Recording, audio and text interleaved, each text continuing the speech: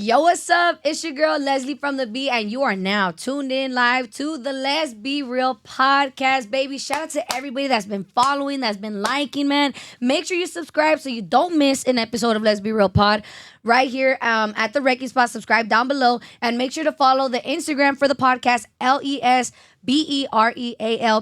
Let's Be Real Pod on Instagram. Let's Be Real Pod on TikTok as well. Get my TikTok numbers up, okay? Because I'm trying to be like my guest right here. I got the one and only, the one who's known for punching back, Attorney Rosenberg. What up? How are you? Hey, what's good, Leslie? What's good? First of all, I got the tour from my boy Dodger. Yes. For the Wrecking Shout out Spot. Come down here. It's hella dope.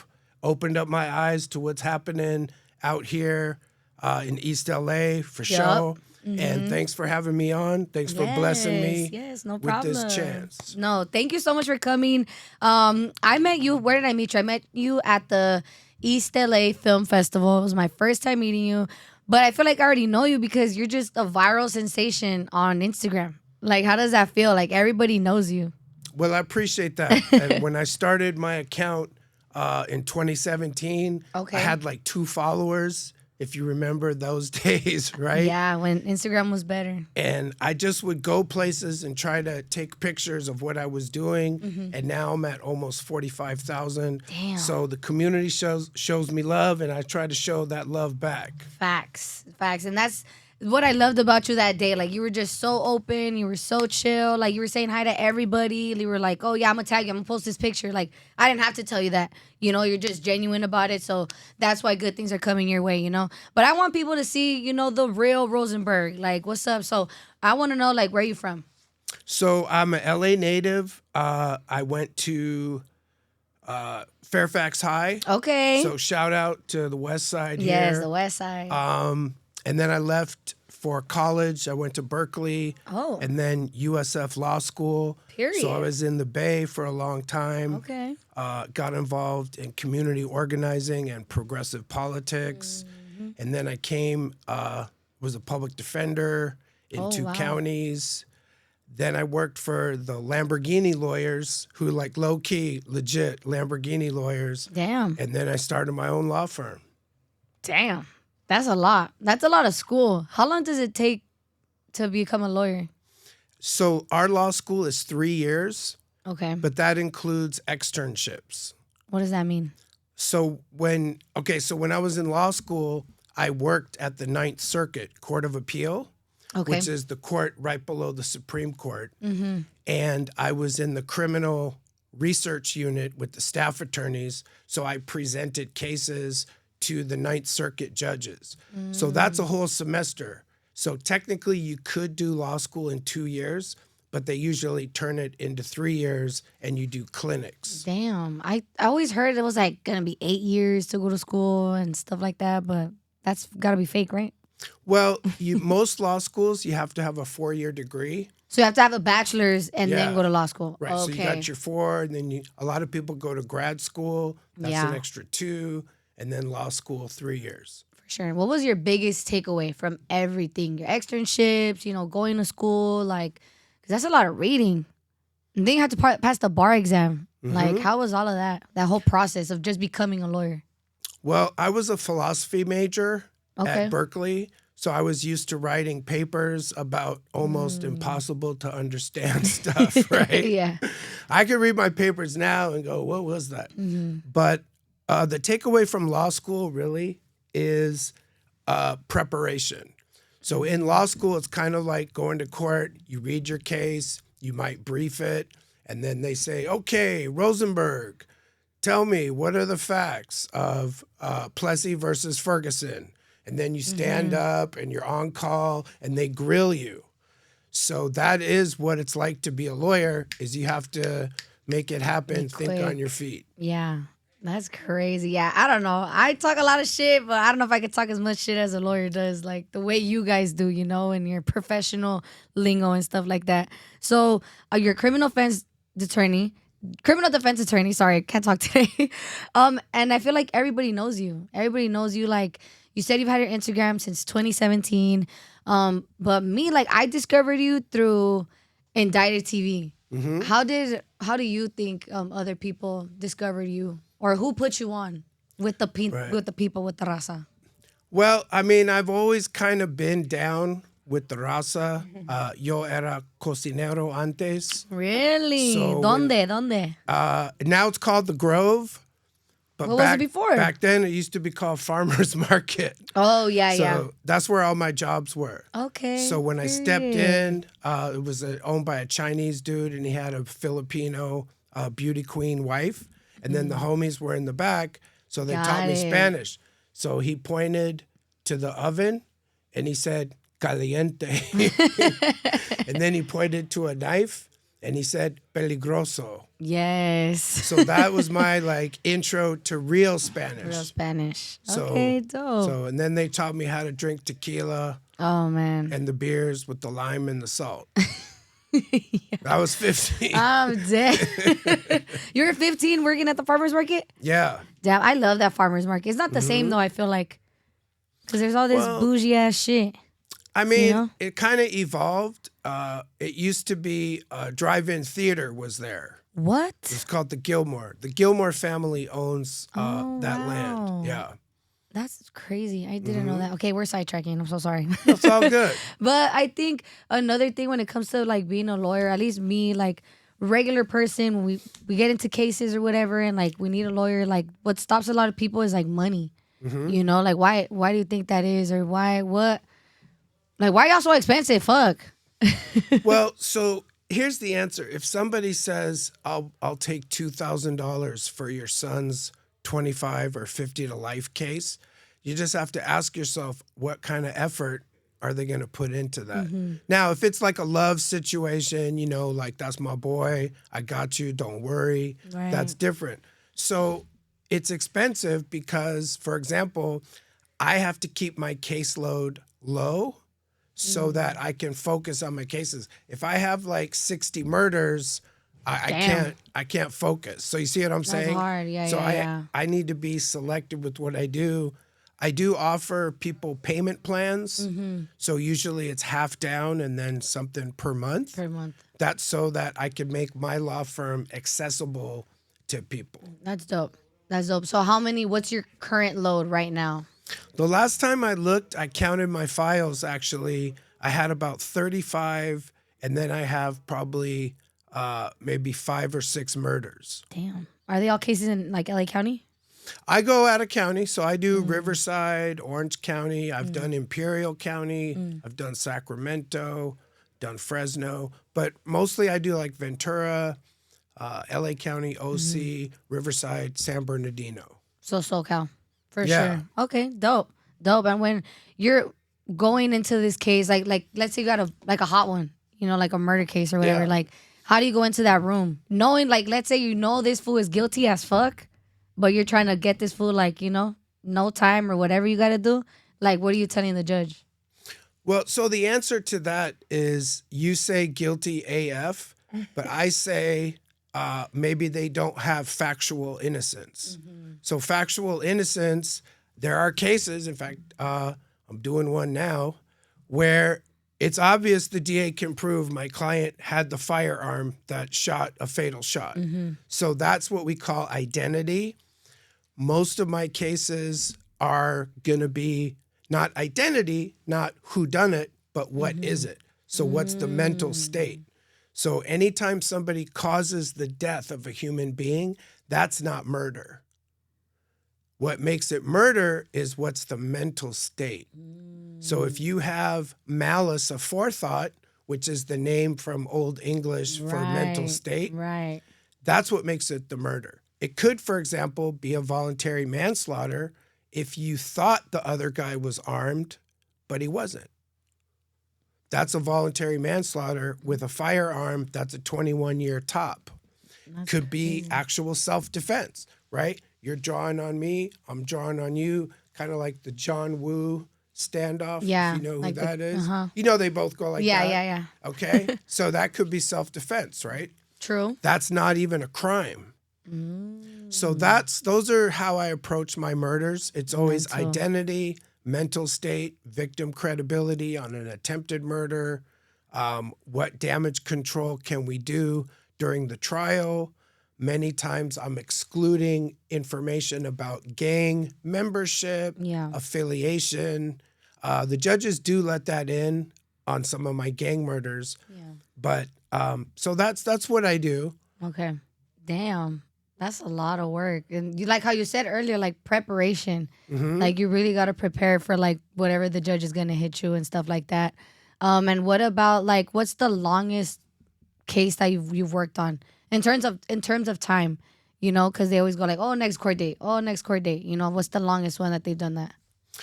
Well, so that's an interesting question. A lot of people know that I did the case for Jose Fox Rodriguez Landa, and I started on that case in 2013, and he had a state case, then he had one federal case and a second federal case. Damn. So he was about to get out of prison, and they extradited him to LA at the end of 2012. So we did a trial on his first federal case, and we got him a not guilty. Not guilty. Punching back. With all the prison gang evidence that they had, his cellie even flipped on him, still got the not guilty. I did the closing argument. Damn. But the state court case, I was on that too, and the DA had to dismiss and refile because the judge basically smacked him about 2 months before we were going to start trial. Now, that state case is still open. That state case is still open because he got indicted on the second indictment in 2018, and he's been in the feds ever since. So how about that? That's crazy. So he's still locked up, or? Yeah. He's damn. Free the homie. He's not, well, depending on what happens on his new federal indictment, that's the one they call Dirty Thirds. That's the one where they actually have a lawyer who got indicted on the RICO, just like everybody else, if you're familiar with that. Yeah, speak about the RICO Act, because I've heard about it like a lot recently. Like, what is that exactly? Right. So the easiest way to think about the RICO Act is think of it as a gang case. So it's racketeering and corrupt influence. So basically they have to show a continuing criminal enterprise, and that's basically like the gang. So this law was developed to go after the Italian mafia, people like that. So what they show is that it's basically a conspiracy with this criminal enterprise, which could be the gang. And because it's a conspiracy case, the actions of one, you're responsible for the actions of everybody else. Oh, so damn, RICO, that's fucked up. RICO is a very powerful law, and you don't want to get indicted on a RICO. Trust and believe. Fuck that. I just feel like, especially in California, like the mass incarceration, just like the criminal justice system, like the school to prison pipeline. Like, do you know a little too much about that? Like, do you know about that?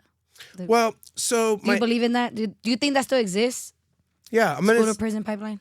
I'm gonna see if I can give you 3 answers. Yeah. So you'll see 3 different sides of it.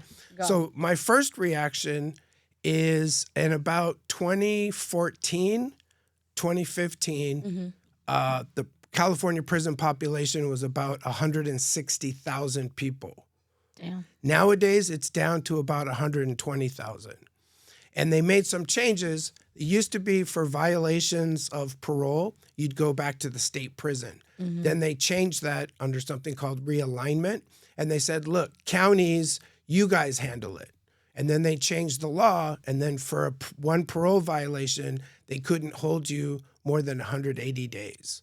So that's part of the mass incarceration. So they tried to deal with it because they got sued for failure to provide mental health. Okay. Now, as far as the incarceration issue and criminalizing and longer prison terms, that happened about 20 years ago with something called the STEP Act. And the STEP Act was street terrorism. I forget what it stands for, but somebody out there knows. And that's the whole gang statute. So they added the gang enhancement. They have active participation in a gang. Then you've got the 3 strikes law, right? 2 strike priors. It used to be 2 strike priors in any new felony. That would You'd get locked up, no? that would be 25 to life. Then we had a proposition, Prop 36, and they changed that so that your 3rd felony has to be a strike in order to strike you out, which was huge because there's a famous case, People versus Ewing, and I think in that case, the homie stole a piece of pizza, but he had 2 strike priors, and they really wanted to strike him out. Wow. But they didn't? No, that It's fucking pizza. right. That was the case. I think that said they could not. But now let's talk about the one I think you're really most interested in, and that's the school to prison pipeline. Yes, because I see my homies, like, when I was in high school, like, you'll see them one day, then they're locked up the next day, or it's like, what the fuck? You know? So when I was a baby public defender, you know, my first 1 or 2 years as a criminal lawyer, I was assigned. I wanted to go right into felonies, but they put me into juvenile, and I was disappointed. But actually, juvie was amazing. I got to really learn about these gang enhancements and gang terms, and I saw kids under the age of 16 getting gang terms, but over the age of 16, if they had a strike, we call that a 707B offense, but it's basically the same as an adult strike. Okay. If you're 16 or over, when you commit, say, criminal threats, robbery, burglary, As a minor? then that is an adult strike. So I saw the kids getting gang terms so they could be validated gang members. Right. They're picking up strikes. And now, you know, they've got 1 or 2 strikes. They have a gang jacket. They're validated as a gang member. So to me, that was the school to prison pipeline. And that's how I got so interested in the gangsters. It was because of juvie. For the Okay. And how long were you working with juvenile? You said 2 years? Well, no, I was a public defender in my PD. first Okay. county for 2 years and 9 months. I did juvie maybe, 6, 7 months. But I'll tell you a story. So where we were, we had the woods, right? Like the real honest to goodness, the NLR, Nazi lowriders, the woods. Yeah. And I went up to one of my, the family. You deal with the family and the minor. Right. So I put my hand out, Nicholas Rosenberg, I'm representing your son. And the dad flips out his arm and he's got like low key a 6-inch swastika. No. And I'm Rosenberg. But it doesn't matter because I have to defend his son. See what I'm saying? Damn. That's tough. Yeah. So we had the woods. That's tough. Did you win that case? So I don't remember, but I'm pretty sure I got him a good deal. Yeah. You know, he didn't have to go to DJJ. DJJ. DJJ is what they used to call CYA. Now they call it, what the heck do they call YA it? still exist? Yeah. Yeah. Yeah, That's it's so a sad. secured terrible. treatment facility, STFYU. Youth Authority. Yeah, basically it's the fucking same. terrible. It's juvenile prison. It's fucked up. Yeah, so we try to keep the guys out of there, put them in short-term camp. Yeah. And if you've seen my posts, I have 2 like that. I think, I've loved seeing your post. I love seeing your post because, like, damn, like, he's fucking, like, he's not playing around. Like, I feel like there's so many lawyers. You see their flyers. Like, I'm in radio. You hear their commercials all the time. But it's like, nah, the people love you, dog. Like, you're really getting fools out of jail. Like, keeping them free. So, shit, we need people like you, dog, to represent our people. But I think it's interesting, though, like, the stereotype. Like, oh, get a Jewish lawyer. Why? Where did that come from? Where does that stereotype come from? Well, in a way, I'm not really sure. But Like, I've just I always can heard tell that. I can tell you that for Jewish Americans, education is very important. And, a lot of people talk about Asian Americans, but Jewish Americans, we've always had love of learning and education. So we do have a lot of Jewish American attorneys. And we all kind of know each other here in LA. I bet. So, and I think what it really is that being a Jew, you understand persecution, right? Because we may be seen as a successful minority group, Yes. But, 6 million Jews were killed during World War II. So we understand the outsider perspective. The history of the Jews is a history of having to flee from persecution. Right. And so I think that is something that makes Jewish American attorneys have respect for people who are being abused, persecuted, targeted, racially profiled, Right. because that is the history of Jewish people. Okay. I love that answer. That was a great answer. I've just always wondered that, like, these will say it in songs. Like, I've heard that in music. Get a Jewish lawyer. Like, what? For what? Why? Like, but that makes total sense. I like that answer. I didn't really think about it that way. I have another question. So right now you're working on this case, right, as well, the Justice 8. Like, tell me about that case, like the update on it, who's locked up with Alex and all that. Sure. Well, right now, the status is, let me see if I'll do a little of the backstory. Yeah, please. And then I'll give you the current, Yes. the get down. Let's do it. Okay, so there's 2 incidents that they're charged for. One is September 3rd in the Pomona area, and one is September 24th out in Victorville.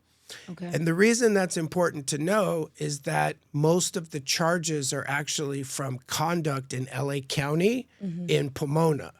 So we have 3 John Does. John Doe number 1 is the security guard who was harassing a street vendor. Right. And then at some point, Alex and, the community made contact with him, et cetera. Then you've got John Doe number 2. And we're not calling them John Doe. The DA doesn't want to tell us their name. We know the name, but you see what I'm saying? So we refer to it as John Doe. Yeah. So John Doe 2 was trying to file a police report. He ended up throwing a bottle of urine at the crowd, okay? And then at some point, somebody saw him and they found out where he lived, so they went to the house, and that's the one with the kidnapping, false imprisonment. So that's John Doe number 2. John Doe and Jane Doe, the wife, who's Not the driving the wife. car. So there's the intersection, and we call it the apron of the driveway, but the part that kind of goes down. Oh, the yeah. ramp. So there's pedestrians here, and this car's coming into that area. The car gets surrounded. What? The husband gets out, and he forcibly opens the door, and you see this woman. She gets hit by the door. So Yeah. so that's kind of the setup of the case. Damn. At the first hearing, the judge said no bail. And so what does no bail mean? No bail doesn't mean $0 bail. No bail means there is no way you are getting out of jail. That's what no bail means. I always thought it was the financial part. Like, you just can't put no money down. Well, and there's a big case. We talk about that issue. I'll just take a little detour on that. Go So ahead. that's called In re Humphrey. And what In re Humphrey says is, look, if you set bail at an amount the defendant cannot afford, it's basically no bail Basically. because they can't bail out, right? So that case, the judges have been using to actually say no bail. So, fucked up. and we see that. I see that a lot. I was gonna ask you, like, that. Does that happen a lot when they use like a different case to your current case that you're fighting? You know what I Well- mean? Like, comparing, I guess. Sure. So a lot of people in the community are upset at the no bail hold, Yes. right? And just real quick on that issue, I have a lot of murders, $2 million, $3 million, $4 million, $6 million dollar bails. And the family says, Rosenberg, I want you to lower the bail. And I say, we'll submit letters and I'll make the argument, but you should just be aware that some of the judges will just say, okay, fine, gavel, gavel, no bail. So when we say free the Justice 8, the first thing that means is that we want Alex, Wendy, and everyone else, Riverside, to get a cash bail they can afford or get released on the ankle monitor. And so what I've asked for in my publicly available papers, so when I file a motion with the court, it's publicly available, so I'm allowed to talk about it because the journalists, they can read it. And, it's like transparency. It's all there. So what I've asked the judge for is $80,000 cash bail with an ankle monitor and stay off social media, stay away from the other defendants, no contact except for him and Wendy. Right. Basically he's on house arrest and he can only go to work, school, or doctor's appointments. Damn. And what I have said— For how long? Well, during the pendency of the case. Right. But remember, right now, what the judges have said is that there's no lesser restrictive ability to make sure Alex goes to court and to ensure the victim and the public safety. And I'm saying, no, Your Honor, my plan is the functional equivalent of being in jail with no bail because he can't go anywhere. He can't do anything. Facts. So that issue, we have litigated that and on 2 different court dates. And we do these on Fridays in the afternoon at Victorville Superior Court Department Damn, V5. Victorville? That's a mission. So right now the judge has heard all of our arguments and he's making a decision. We call that taking it under submission. So he's in the back reading the case law. And so I was going to go first at the first bail. This is really the second bail hearing. Okay. But we ended up that I went last, and I could see that the judge was emphasizing what has changed since the last judge denied bail. So basically 3 judges have denied bail for everybody. And I targeted my answer to that very issue. And without going into it, some of this is already available online. But my argument was there's many things that are different from when the last judge did it. And the second judge who denied bail, she let one of the 8, which is the guy they call Jaguar, Gullet Jaguar Acevedo, she left him with conditions like no social media, no contact. So what I argued to the judge is, look, Your Honor, Judge Rodriguez was interrupting me and said, well, counsel, how can I guarantee that? And that yet she did it for Jaguar. Except everybody else. That was like my punch on that. Yeah. So we'll see what the judge does. If the judge denies bail, meaning no bail, no way out. For the third time. This is the third Well, hearing, or? It's the 4th bail hearing, but see, Wendy didn't have her second bail hearing with Judge Rodriguez. So she had hers with Judge Arredondo, who did the preliminary hearing. So right now we're in Judge Wilkerson's courtroom. We're in Department V5, Victorville Courthouse. We have a hearing set for February 9th. So this Friday coming up, February 9th at 1:30. And if you're hearing this, if you can hear this, show up to show support for Alex, Wendy, Riverside, and the whole crew. Excuse me, what's that? Go ahead. No, and I just want to shed light because they've done a lot for the community. So I feel like it's only right that the community, shows love back, And I think it's just very unfortunate. It's very unfortunate because there's other people out here really doing wrong, and these people have done good for our community, and they're taking the fall. For what? You know what I mean? At the expense of what? Well, so the answer to that is it's a very complex set of facts. And the first thing is, and I've said this on my Instagram updates, that Mr. Checkpoint, shout out to Mr. Checkpoint, AFTP, Always Film the Police, has been documenting. But Alex is a folk hero. He's like a young Cesar Chavez. Facts. And he has championed some of the most marginalized people in society. 100%. Who are the street vendors. I don't want to say the wrong word, but he's helping out the paisas, okay? Yeah. As opposed to like the homies, the guys I represent. Right. And he's exposed a lot of racism, a lot of classism. Yeah. And he's advocated for people that really have no way to self-advocate. So that's how I see my client, okay? There are thousands of people who would literally do anything for Alex. No, I believe it. And since I've been on this case, I've had people, like I was at a Democratic fundraiser, I've had people cross the whole room to come up to me and say, hey, man, we see what you're doing on Alex's case. Damn. Okay? So that's my client. That's crazy. In my dealings with my client, he's very thoughtful.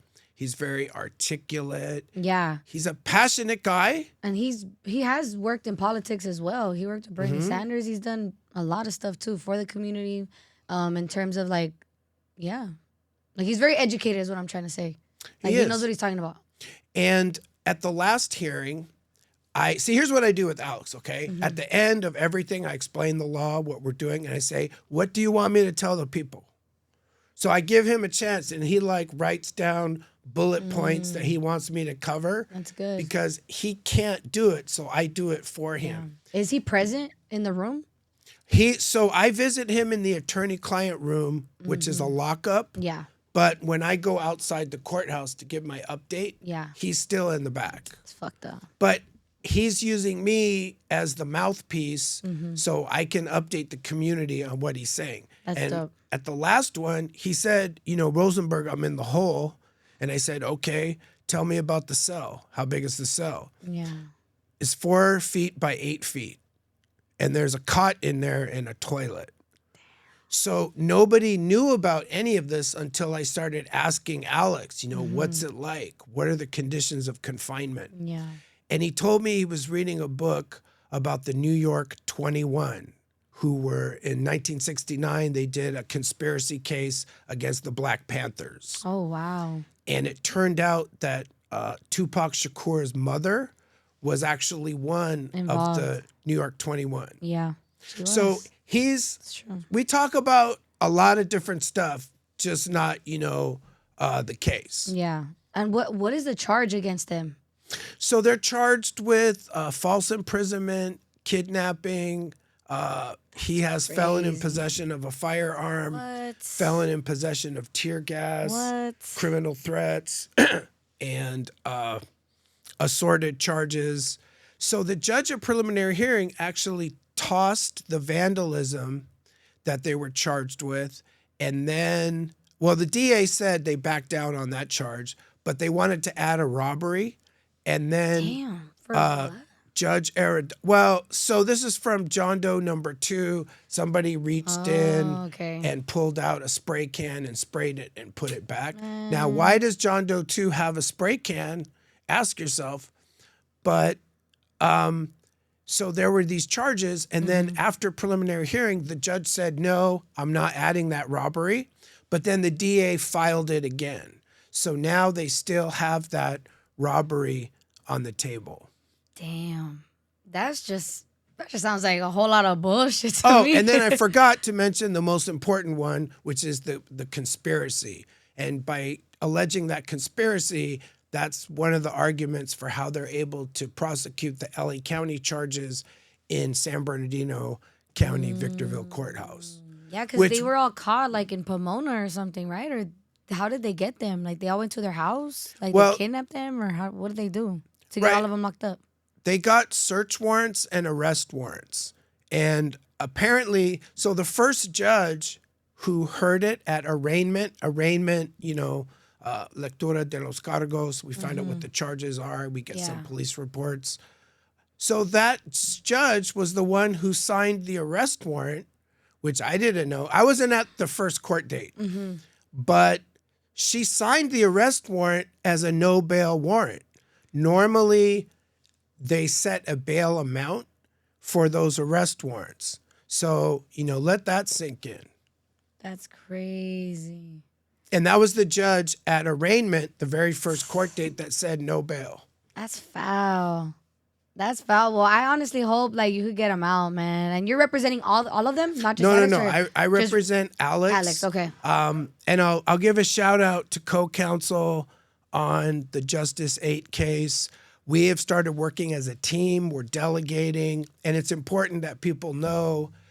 In other words, instead of having each lawyer research an issue, why don't we have one lawyer go really deep on that issue so another lawyer can focus on something else so that we're working as a team, which we're starting to do that. That's awesome. That's awesome, and that sounds just like a lot. Like, how do you like? What's the word I'm looking for? I guess how do you stay like focused on like that case when you have like all these other cases going on? Like, how do you balance that?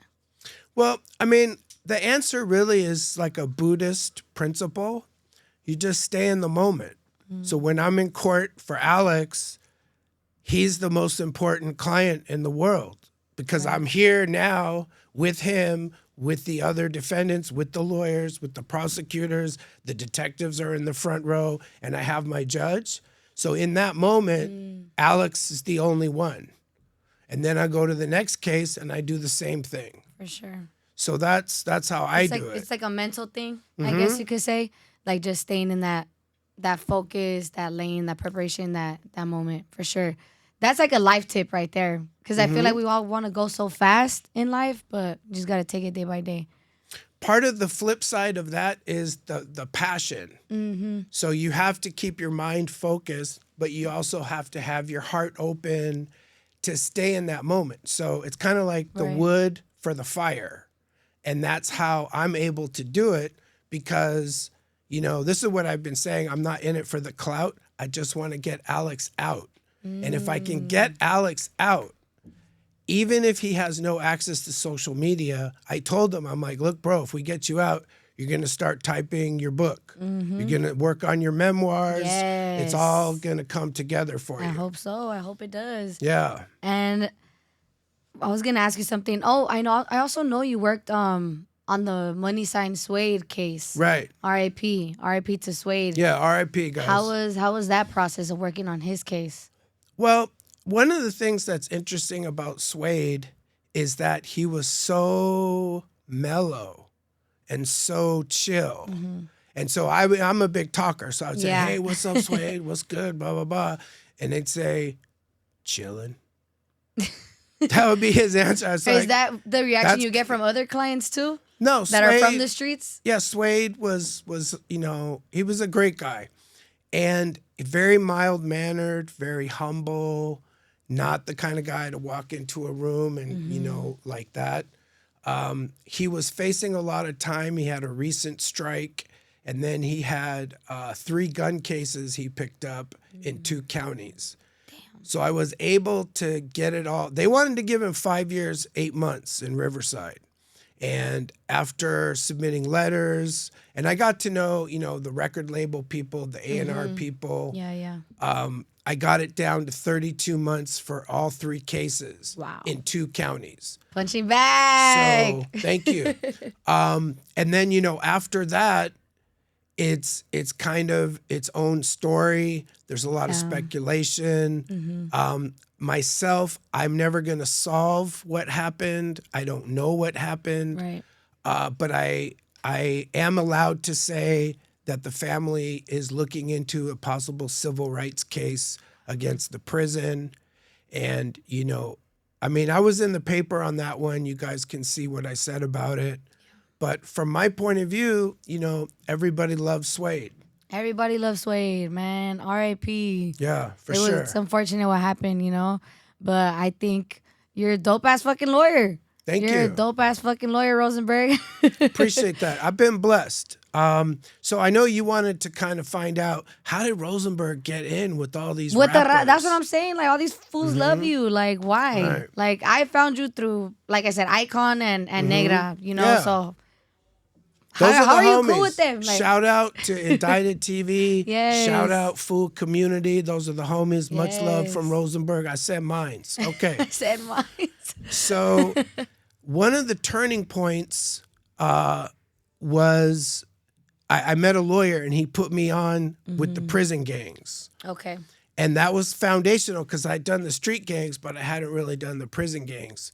And once I did that, one turning point, well, I'll go to the very beginning. So when I started my law firm in the Valley, I got an office 2 blocks from Van Nuys Courthouse, got my business license. Period. Someone I knew gave me a client. The parents were in Ohio, and he had 2 strikes. He was a güero. And he had 2 strikes, so I got some money, and I just built my law firm. Yeah. But I would walk around the courthouse, and I met the homies. So That's at the right. time, they were registering people, you know, business licenses. They would go in and help you with your paperwork. Yeah. So there's a Trademarks bunch and of stuff. them. And I started talking to one, and then that fool basically pulled me in on Pacoima.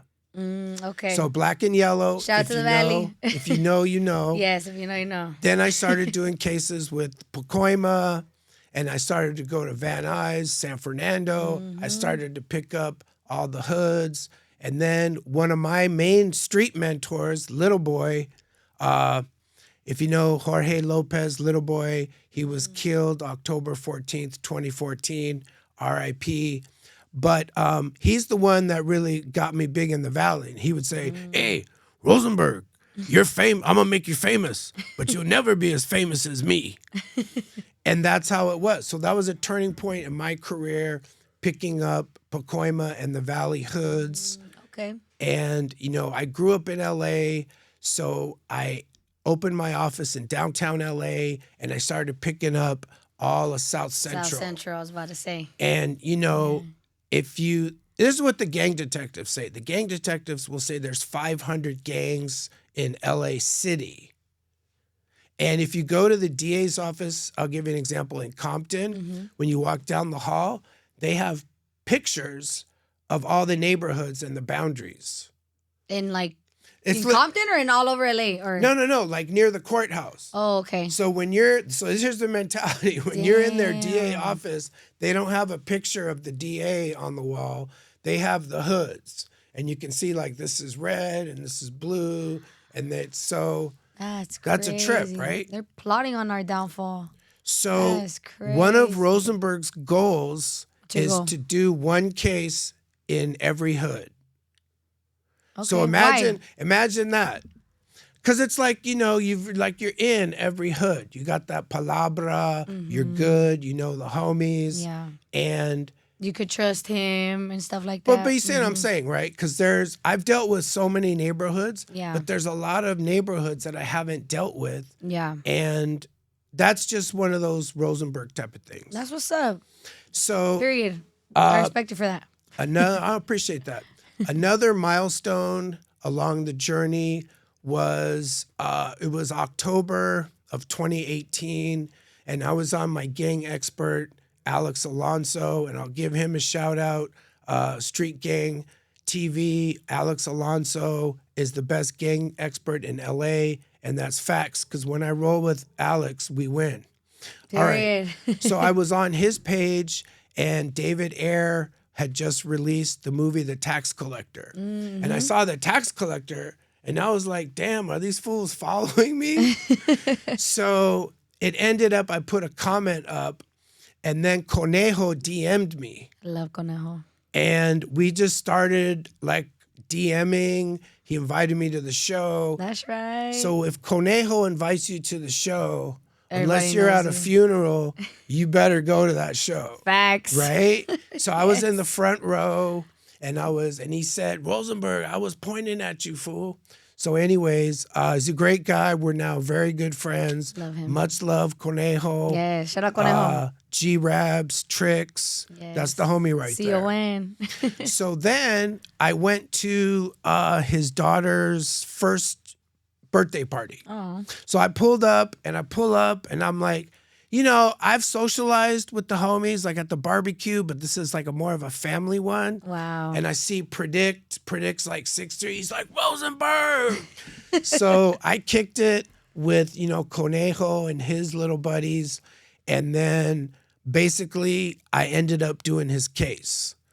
So on his case, he had 5 years formal probation, 6 years over his head on a voluntary manslaughter. Yeah.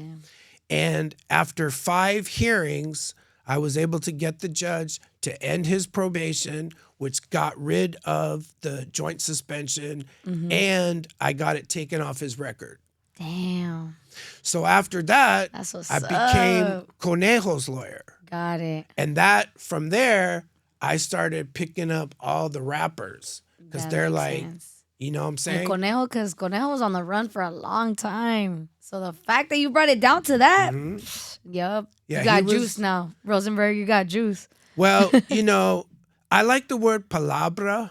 Why? because it's just like it's like your word. Yeah. You know what I'm saying? Palabra. It's like your name. But anyway, juice, Hugo, whatever you want to say. So, and then through that, you know, what happens when you deal with the musicians, it's different because they're putting out videos. They're putting out this content, you know, and they're always posting up with like these big sacks. You know what I'm saying? And the cops are looking at everything. They are. So if you don't know, now you know. Rosenberg's advice: post no guns. Don't post the stacks of cash. Don't post the bags of weed. Remember, under the federal law, that sack of weed, that's distribution. That could be an 841 right there. So that's just, I don't tell my guys what to do, right? But that's just something. So because of all the scrutiny, right? And because of all the followers, those cases are tricky because they try to use the rap lyrics. Okay? That's the thing now too. Like the court wanting to use the lyrics against a rapper. But that's creative freedom. You know, So- freedom of speech. That's my right. There's been a slight pendulum swing to protect artistic expression. Right. And that's the name of the law. But it's not 100%. So in California, every time you hear something that sounds good, you have to be very careful because sometimes it's really not exactly what it seems. Right. For sure. And I'll give you an example of that.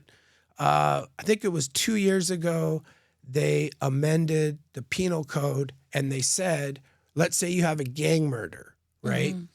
It used to be they could prove the gang enhancement while they were proving the murder. And that meant the jury had to hear, 500 members. They commit murder, extortion, kidnap, robbery. 2 other people got convicted. And, everything's for the benefit, the reputation of the gang. They heard all this besides the underlying murder. So it's very prejudicial, very hard to get a fair trial. So they changed it and they said, well, now the defense can request bifurcation. What's bifurcation? It means they have to prove the murder first, and then you have a separate trial on the gang enhancement. Sounds better, right? Yeah. Except that the DAs get the judges to add back gang evidence for motive, intent, lack of mistake. That's just more shit. So it comes back in. Not all of it, but what I'm saying is that in a gang murder, the jury's going to hear something about the gang. Got it. So it sounds really good, but in practice... Yeah, I'm like, in black and white, that's too much already. That's more than what you're already going to deal with, low key. Right. Damn. And then remember, like I said before, bail reform sounds good, but the reality is now the judges have a weapon called no bail. No bail. Damn. That's crazy. Yeah, the whole system is kind of crazy. One thing I did want to ask you, actually, we're coming like to an end. So I like to end my show with Let's Be Real. It's a Let's Be Real segment. I'm going to ask you a question. You're just going to be really honest, real honest, okay? So my last question is, let's be real. Has anyone ever tried threatening you? Well, so... Like any of your clients? Right. As a private lawyer, no. Okay. But when I was a baby PD doing misdemeanors, this one dude, he kind of got in my face. And actually, I'll have another story. I'll tell you that one Okay, too. go. So this dude was kind of getting in my face in the parking lot and it started to get into our auras, our brushing up shit. and shit. He never swung. If he would have swung, I would have broke his arm. But Okay, punch it back. basically, that was that. But I had a client who came in and he got all lathered up and he started taking off his shirt. Oh, and I walked shit. around and I just kicked him out. Where was this? This was Inside at the my courthouse or- downtown office. Oh, shit. He's trying to get down with me, and I'm like, bro, get the fuck out of here. And he left. Damn. So those two, All that for that's what? happened. That's So happened. just those two? Yeah. Just those two? Okay. But I mean, look, with my clients, some of them have been in prison for a very long time, okay? Yeah. And some of my clients have been into prison 3, 4, 5 terms. But if they see the lawyer is treating them with respect, if they see the lawyer is fighting, putting in work, and what I've learned over the years is I try to have my client as a partner. so that we're working together. Right. A great example of that was the case I did for Daniel Pena, who's alleged to be a prison gang member. So he was like my coach, because every day he'd be like, "Hey, Rosenberg, this case is bullshit, bro." And he just kept pushing me. So the clients can push you, and as they're pushing you, you're getting stronger. For sure. And so that's building thicker skin. That's how I try to practice. Is I want my client, to help me pick the jury. I don't want my client to say, "Oh, Rosenberg, he never listened to anything I said. He said, I'm the lawyer. Don't tell me anything." Right. So I try to make my client my partner. And when we do that, that's when we win. That's dope. That's dope. Well, I just want to say congratulations, Rosenberg, on everything, all your success. Free the Justice 8. R.I.P. Suede. And tell the people how they can find you on the gram, on the socials, all that good shit. Sure. So if you go to Instagram, type in Attorney Rosenberg. By the time you type in attorney, my name and face will pop up. I have the same handle on TikTok. So at Attorney Rosenberg. I do answer all my DMs on Instagram. This is true. And that's the best way to contact me. Ultimately, if I take you to the text with my cell phone, that means that we're going to probably set up a meeting. I'm getting deeper into the intake process. But, I'll just end real quick because I want to make sure people remember when the detectives are asking you questions at the police station, I have no statement. I want my lawyer. I have no statement. I want my lawyer. And if the detectives put you in the jail cell with other people who could be informants, then I say, don't talk in the tank. I've heard you say that a couple times. That's the Perkins operation. That's when they try to get you to confess to maybe committing a murder. Right, right. So all you fools and the homegirls too, y'all remember that. Attorney Rosenberg, your punching bag all year. Thank you so much. It's your girl Leslie from the B. Make sure you guys follow the podcast at Let's Be Real Pod on Instagram and TikTok. And make sure to subscribe down below at the Wrecking Spot and tune in to more Let's Be Real episodes, baby. We out.